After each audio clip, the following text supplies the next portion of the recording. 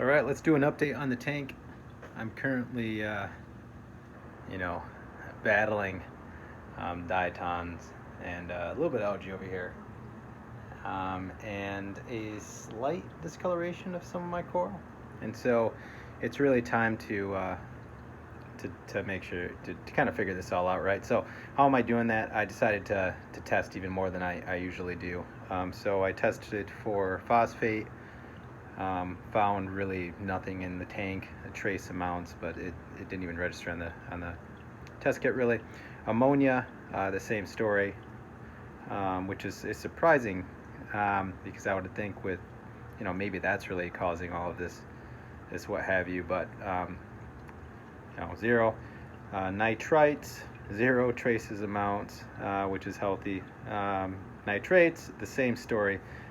Just those four alone, I would, sometimes when you have issues with tanks, you're looking for a smoking gun, and so you test those four, and they tend to kind of help you, give you something to work towards, but they all look good, which makes this even harder to solve. I did test my pH, and it looks like my pH is a little low, about 7.8 to 8. Healthy range is about 8.3. So that's one thing that I'm going to be working on. Alkalinity was actually very low. It was about 5, which is not, I guess it's not very low, but it's lower. That's something that needs to be at least twice that. So that's something that I'm also going to attack. So that's another thing I'm going to work towards to help improve my tank. I also found out that my refractometer, which tests my salinity, was off. So I have some test solutions, so I recalibrated it. It's 1.028, which is actually not terrible. It's kind of in the higher range of all right. So my plan is to lower it to 1.025. And silicates, which tends to be what causes kind of what the diatoms kind of feed off of mainly. I don't have a test for that, but I know it's in my tank, and so my plan is to also lower that as well. So all right, so I have a game plan, right?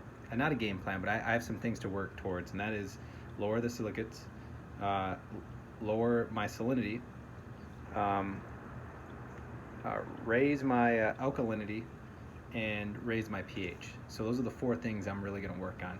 All right, so how I'm going to do that. So I'm going to get new canisters for my RO unit. So I think that some of those silicates are coming from the water. I live in a rural area, so it's likely that it's coming from my water, and that my canisters have now got to a point where they're at capacity and they can no longer efficiently pull all that out. So I'm replacing all of my canisters in my RO unit. I'm also going to add some more cleanup crew to eat some of that algae that's on the rock already. So that's another plan, thing that I'm going to do to help turn this around.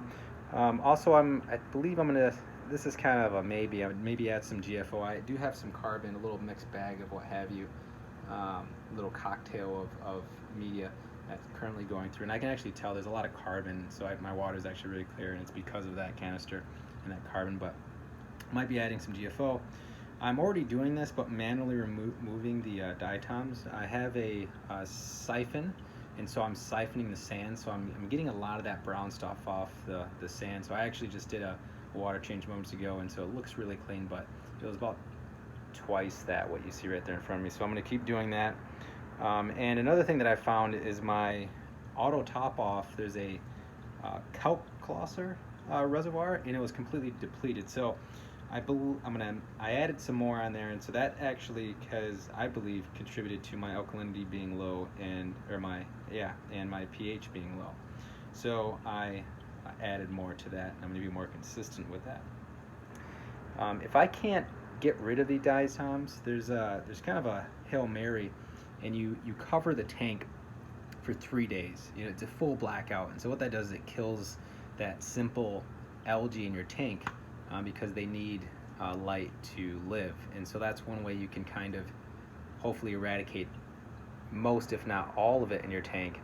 It's a little dramatic, and there is some kind of controversy with it because there's a thought that, well, you could possibly kill your coral, but the retort to that is out in the wild, these coral, sometimes there's these 2-3 day storms, and so they tend to be in periods of blackout, and they're just used to it and they can survive it. It's not a huge stress to them, because it's more or less just natural for them.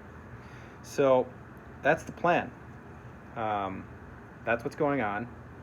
That's what and then the things that I believe are causing it, and then a game plan to change or at least improve the water chemistry in my tank. So that's where I'm at. So, yep. Make sure to follow, subscribe, what have you. I am on Twitch. I do have a Discord. You can, click all those links below, and yeah, that'd be great. Well, thank you. Bye-bye.